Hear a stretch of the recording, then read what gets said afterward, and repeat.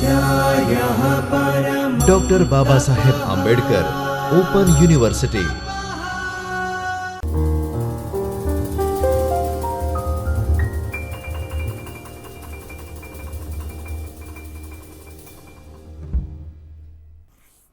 નમસ્તે વિદ્યાર્થી મિત્રો, ડૉક્ટર બાબા સાહેબ આંબેડકર ઓપન યુનિવર્સિટીમાંથી ચૈતન્ય સ્ટુડિયોમાંથી હું doctor Jayshree Kushti, assistant professor of commerce, આપ સૌનું હાર્દિક સ્વાગત કરું છું. વિદ્યાર્થી મિત્રો, આજે આપણે તૃતીય વર્ષ બીકોમના BCAUTN 304 એટલે કે ઓડિટિંગમાંથી બ્લોક નંબર 1માંથી એકમ નંબર 4 વાઉચિંગ વિશે આગળ ચર્ચા કરીશું. વિદ્યાર્થી મિત્રો, આપણે અગાઉના લેક્ચરમાં પ્રસ્તાવના, વાઉચર અને વાઉચિંગની વ્યાખ્યા, વાઉચિંગના હેતુઓ, વાઉચિંગનું મહત્ત્વ તથા વાઉચિંગની પ્રક્રિયા વખતે ધ્યાનમાં રાખવાના મુદ્દાઓ વિશે ચર્ચા કરી હતી. હવે આજે આપણે રોકડ આવકોનું વાઉચિંગ અને રોકડ જાવકોનું વાઉચિંગ વિશે ચર્ચા કરીશું. આગળ આપણે જોઈ ગયા કે વાઉચિંગ કેમ મહત્ત્વનું છે.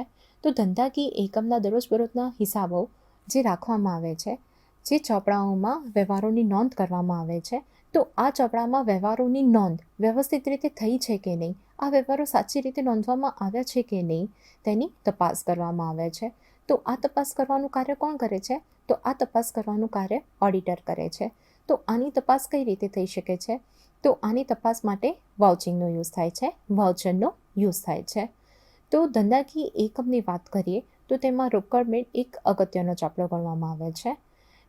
કારણ કે રોકડ મેળમાં રોકડને લગતી બધી બાબતોનો સમાવેશ કરવામાં આવે છે. રોકડને લગતા બધા જ વ્યવહારોની નોંધ કરવામાં આવે છે. અને આપણે બધા જાણીએ છીએ કે કોઈ બી ધંધાકીય એકમ હોય તેમાં રોકડમાં સૌથી વધુ છળકપટ થવાની સંભાવના હોય છે. તેથી રોકડ આવકોનું વાઉચિંગ અને રોકડ જાવકોનું વાઉચિંગ ખૂબ જ ધ્યાનપૂર્વક કરવું જોઈએ. તો આપણે અત્યારે સ્ટાર્ટ કરીશું રોકડ આવકોનું વાઉચિંગ. તો રોકડ આવકોના વાઉચિંગની વાત કરીએ તો સૌથી પહેલો મુદ્દો છે રોકડ મેળની શરૂઆતની પાકી.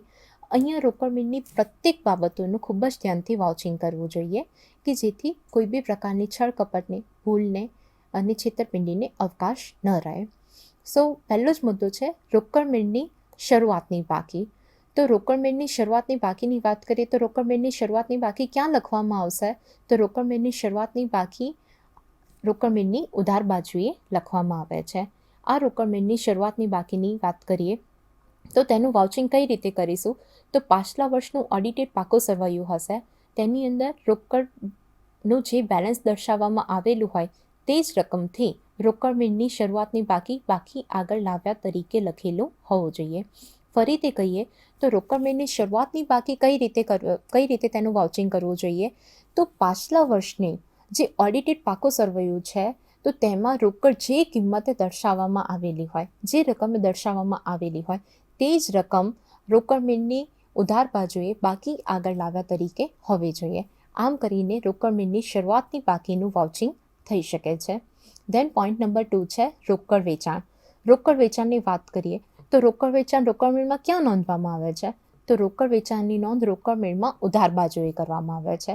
તો આ રોકડ વેચાણનું વાઉચિંગ કઈ રીતે થઈ શકે છે? તો આ રોકડ વેચાણનું વાઉચિંગ કરતી વખતે ઓડિટરે કેશ મેમો છે, સેલ્સમેનનું પત્રક છે, રોકડ વેચાણનું પત્રક છે, બેંક પાસબુક છે વગેરેને ધ્યાનમાં લેવા જોઈએ. આમ ઓડિટરે રોકડ વેચાણનું વાઉચિંગ કેવી રીતે કરવું જોઈએ? તો કેશ મેમો છે, સેલ્સમેનનું પત્રક છે, રોકડ વેચાણનું પત્રક છે અને બેંક પાસબુક વગેરે દ્વારા કરવો જોઈએ. ધેન પોઈન્ટ નંબર 3, દેવાદારો પાસેથી મળેલી રોકડ. હવે દેવાદારો પાસેથી કોઈ બી રોકડ મળશે તો તેની નોંધ સૌપ્રથમ ક્યાં કરવામાં આવશે? તો દેવાદાર પાસેથી જે બી રોકડ મળશે તેની નોંધ રોકડ મેળમાં આવક બાજુએ કરવામાં આવે છે. તો આ રકમનું વાઉચિંગ કઈ રીતે થઈ શકે છે? તો આ રકમના વાઉચિંગ માટે ઓડિટરે રસીદ છે, પત્ર વ્યવહાર છે, વટાવના નિયમો, વટાવ અને ગાલખાત માંડી વાળવાની સત્તા આપતો ઠરાવ હોય, બેંક પાસબુક વગેરે દ્વારા તેનું વાઉચિંગ કરવું જોઈએ. હવે દેવાદારો પાસેથી જે રોકડ મળે છે તો તેના માટે રસીદ છે, પત્ર વ્યવહાર છે, વટાવના નિયમો એ ખાસ ધ્યાનથી વાંચવા જોઈએ કારણ કે દેવાદારોને ઘણી વખત વટાવ આપવામાં આવે છે. તો તેના પ્રમાણે આ દેવાદારો પાસેથી રોકડ મળી છે કે નહીં. પછી વટાવ અને ગાલખાત માંડી વાળવાની સત્તા આપતો ઠરાવ. ઘણી વખત દેવાદારો પાસેથી શું થાય છે? ગાલખાત બી પડે છે અને ગાલખાત માંડી વાળવાની હોય તો તેને સત્તા આપતો ઠરાવ શું છે તે ખૂબ જ ધ્યાનથી જોવું જોઈએ. અને બેંક પાસબુક વગેરે બાબતોને ધ્યાનમાં લેવા જોઈએ. પછી છે લેણી હુંડીની વસૂલાત. તો લેણી હુંડીની વાત કરીએ તો જ્યારે બી ધંધામાં શાક પર વેચાણ કરવામાં આવે તો એ વખતે દેવાદાર પાસેથી રકમ વસૂલ કરતી વખતે તેના પર લેણી હુંડી લખવામાં આવે છે. તો આ લેણી હુંડીની રકમ જ્યારે બી વસૂલ કરવામાં આવે ત્યારે તેની નોંધ ક્યાં કરવામાં આવે છે? ત્યારે તેની નોંધ રોકડ મેળમાં આવક બાજુએ કરવામાં આવે છે. તો એ વખતે તેનું વાઉચિંગ કઈ રીતે કરી શકાય છે? તો એના વાઉચિંગ માટે લેણી હુંડી નોંધ છે, રોકડ મેળ છે, પત્ર વ્યવહાર, બેંક પાસબુક વગેરેને ધ્યાનમાં લેવા જોઈએ.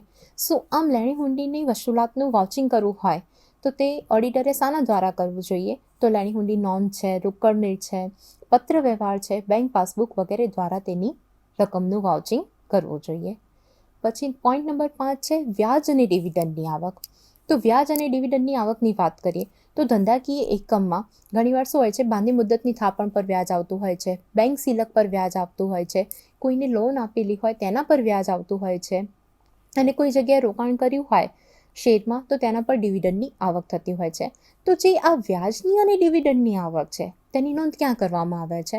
તો આ વ્યાજ અને ડિવિડન્ડની આવકની નોંધ રોકડ મેળમાં આવક બાજુએ કરવામાં આવે છે. તો આ વ્યાજ અને ડિવિડન્ડની આવકનું વાઉચિંગ કરતી વખતે શાને ધ્યાનમાં લેવું જોઈએ?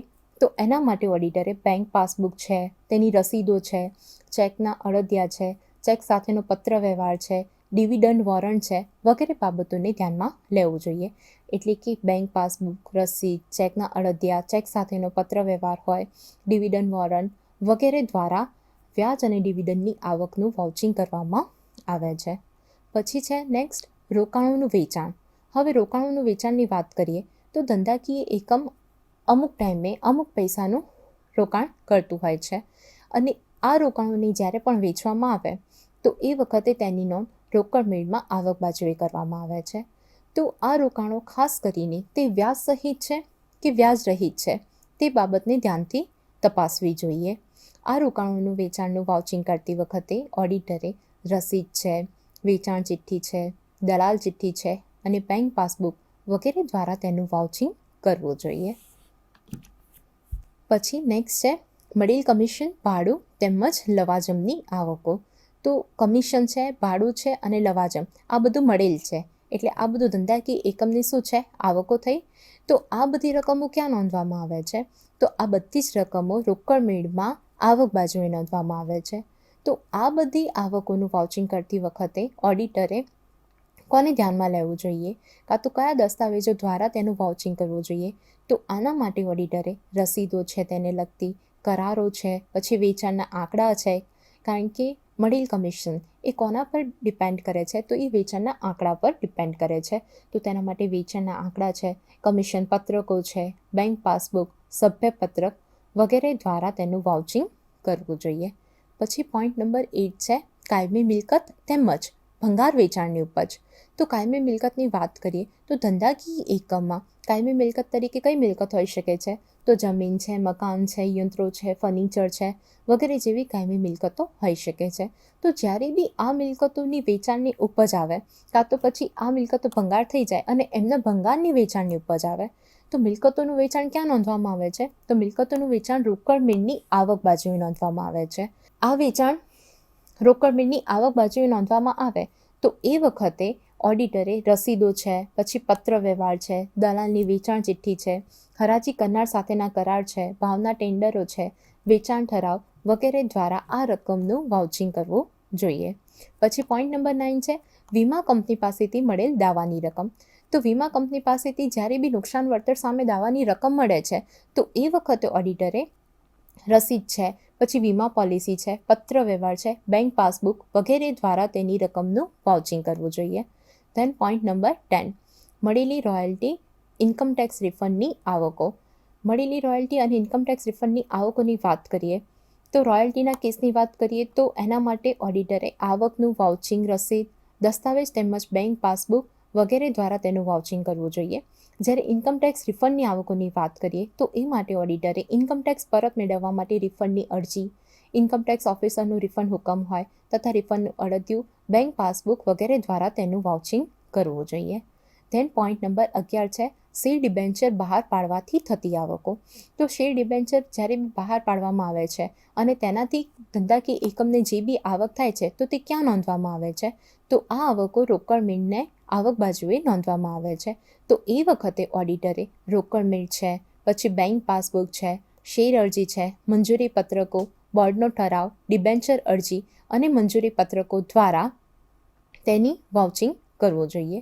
સો આ વાત થઈ રોકડ આવકોનું વાઉચિંગ. જેવી રીતે રોકડ આવકોનું વાઉચિંગ મહત્ત્વનું છે, તેવી જ રીતે રોકડ જાવકોનું વાઉચિંગ પણ ખૂબ જ મહત્ત્વનું છે. હવે આપણે રોકડ જાવકોનું વાઉચિંગ જોઈએ. તો રોકડ જાવકોનું વાઉચિંગની વાત કરીએ તો એની અંદર પહેલું જ છે રોકડ ખરીદી. તો રોકડ ખરીદીની વાત કરીએ તો રોકડ ખરીદી રોકડ મીણમાં ક્યાં નોંધવામાં આવે છે? તો રોકડ ખરીદીની વાત કરીએ તો રોકડ ખરીદી રોકડ મીણની જાવક બાજુએ નોંધવામાં આવે છે. તો રોકડ ખરીદીનું વાઉચિંગ કરતી વખતે કયા પુરાવાઓને ધ્યાનમાં લેવામાં આવે છે? તો એ વખતે કેશ મેમો છે, માલ આવક પત્રક, ચેકના અડદિયા, બેંક પાસબુક વગેરે દ્વારા વાઉચિંગ કરવું જોઈએ. ધેન નેક્સ્ટ છે લેણદારોની ચૂકવેલ રકમ. સો જ્યારે બી ધંધાકીય એકમમાં લેણદારોની કોઈ બી રકમ ચૂકવવામાં આવે તો એ વખતે એ રકમ ક્યાં નોંધવામાં આવે છે? તો એ રકમ રોકડ મીણમાં જાવક બાજુએ નોંધવામાં આવે છે. તો તેનું વાઉચિંગ કઈ રીતે કરવું જોઈએ? તો ઓડિટરે રસીદો છે, પછી ભરતીયું છે, સભ્યની મિનિટ બુક છે, કરાર છે, ચેકના અડદિયા, બેંક પાસબુક તથા પત્ર વ્યવહાર દ્વારા લેણદારોને ચૂકવેલ રકમનું વાઉચિંગ કરવું જોઈએ. ધેન પોઈન્ટ નંબર 3 છે ચૂકવેલ મજૂરી અને પગાર. હવે ચૂકવેલ મજૂરી અને પગારની વાત કરીએ તો કારખાનામાં કામ કરતા કારીગરોને તથા ઓફિસમાં કામ કરતા કર્મચારીઓને મજૂરી અને પગાર અનુક્રમે ચૂકવવામાં આવે છે. તો આ ચૂકવેલ મજૂરીની વાત કરીએ, આ ચૂકવેલ મજૂરી અને પગાર ક્યાં લખવામાં આવે છે? તો આ ચૂકવેલ મજૂરી અને પગાર રોકડ મીણમાં જાવક બાજુએ લખવામાં આવે છે. તો તેનું વાઉચિંગ કઈ રીતે કરવું જોઈએ? તો આ ચૂકવેલ મજૂરીનું વાઉચિંગ કઈ રીતે કરી શકાય છે? તો તેના માટે સમય નોંધ છે, જોબ વર્ક છે, પછી મજૂરોનું હાજરી પત્રક છે, ચેકના અડદિયા, બેંક પાસબુક વગેરેને ધ્યાનમાં લેવા જોઈએ. જ્યારે ચૂકવેલ પગારની વાત કરીએ તો ચૂકવેલ પગાર માટે પગાર પત્રક છે, હાજરી પત્રક છે, નિયુક્તિ પત્રક છે, કરાર, ડિરેક્ટરોના મંડળની સભાના ઠરાવ વગેરે દ્વારા તેની રકમનું વાઉચિંગ કરવું જોઈએ. પછી પોઈન્ટ નંબર 4 છે દેવી હુંડીની ચૂકવણી. સો જ્યારે બી દેવી હુંડીની અમાઉન્ટ ચૂકવવામાં આવે છે તો એ વખતે ક્યાં લખવામાં આવે છે? તો તે રોકડ મીણમાં જાવક બાજુએ લખવામાં આવે છે. તો તેના માટે ઓડિટરે દેવી હુંડી નોંધ છે, ચેકના અડદિયા છે, પાસબુક વગેરેનો ઉપયોગ કરવો જોઈએ. સો જ્યારે બી દેવી હુંડીની ચૂકવણીનું વાઉચિંગ કરવામાં આવે તો ઓડિટરે દેવી હુંડી નોંધ છે, ચેકના અડદિયા છે, પાસબુક વગેરે દ્વારા તેની રકમનું વાઉચિંગ કરવું જોઈએ. ધેન પોઈન્ટ નંબર 5 કાયમી મિલકતોની ખરીદી. તો કાયમી મિલકતો આપણે બધા જાણીએ છીએ કે ધંધાકીય એકમમાં જમીન છે, મકાન છે, યંત્રો છે, ફર્નિચર છે વગેરે જેવી કાયમી મિલકતો હોઈ શકે છે. સો જ્યારે પણ આવી મિલકતોની ખરીદી કરવામાં આવે ત્યારે તેની ખરીદીને લગતા રસીદ દ્વારા, વેચાણ દસ્તાવેજ દ્વારા, ભાડાપટ્ટાના કરાર દ્વારા, હરાજી કરાર દ્વારા, આર્ટિટેકનું પ્રમાણપત્ર દ્વારા, ચેકના અડદિયા દ્વારા અને બેંકના પાસબુક દ્વારા આવી મિલકતોની ખરીદીનું વાઉચિંગ કરવામાં આવે છે. ધેન નેક્સ્ટ છે રોકાણોની ખરીદી. તો રોકાણોની ખરીદીની વાત કરીએ તો ધંધાકીય એકમ અમુક જગ્યાએ રોકાણ કરે છે. તો જ્યારે પણ આવા રોકાણો કરવામાં આવે છે, જ્યારે પણ આવા રોકાણોની ખરીદી કરવામાં આવે છે ત્યારે તેની રકમ રોકડ મીણમાં જાવક બાજુએ લખવામાં આવે છે. તો આ રોકાણોની વાત કરીએ તો આ રોકાણો વ્યાજ સહિત છે કે વ્યાજ રહિત છે તે ખાસ તપાસવું જોઈએ. આની સાથે સાથે વાઉચિંગ રસીદ દ્વારા, દલાલનું બિલ છે, ચેકના અડદિયા છે, મેમોરેન્ડમ ઓફ એસોસિએશન છે, શેર મંજૂરી પત્ર છે, ડિરેક્ટરોની સભાનો ઠરાવ છે, સભા નોંધ છે, બેંક પાસબુક વગેરે દ્વારા આવી રોકાણોની ખરીદીનું વાઉચિંગ કરવું જોઈએ. પછી પોઈન્ટ નંબર 7 છે ધીરેલ લોન. તો ધીરેલ લોનની વાત કરીએ તો જ્યારે બી ધંધાકીય એકમમાં કોઈ બી વ્યક્તિ કે કર્મચારીને લોન ધીરવામાં આવે તો એ વખતે આ ધીરેલ લોનનું વાઉચિંગ માટે નાણાં મેળવનાર પાસેથી રસીદ છે, કરાર છે, લેખિત પત્રો છે, દસ્તાવેજો છે, પાસબુક વગેરે દ્વારા આ રકમનું વાઉચિંગ કરવામાં આવે છે. ધેન પોઈન્ટ નંબર 8 છે વિવિધ ખર્ચાઓની ચૂકવણી. હવે આપણે બધા જાણીએ છીએ કે ધંધાકીય એકમમાં રોજબરોજના પરચુરણ ખર્ચાઓ થતા જ હોય છે. તો જ્યારે બી આવા વિવિધ ખર્ચાઓ થાય છે અને આવા વિવિધ ખર્ચાઓ માટે ચૂકવણી કરવામાં આવે છે તો તેની ચૂકવણી ક્યાં લખવામાં આવે છે? તો તેની ચૂકવણી રોકડ મીણમાં જાવક બાજુએ લખવામાં આવે છે. અને આવા ખર્ચાઓની ચૂકવણીનું વાઉચિંગ કરતી વખતે ઓડિટરે ટપાલ ખર્ચની ચોપડી છે, વીમા પોલિસી છે, ચેકના અળદિયા છે, વ્યાજ વોરંટ છે, બેંક પાસબુક છે વગેરે બાબતોને ધ્યાનમાં લેવી જોઈએ અને વગેરે દ્વારા આવા ખર્ચાઓ છે તેનું વાઉચિંગ કરવું જોઈએ. દેન નેક્સ્ટ છે કાનૂની ખર્ચ.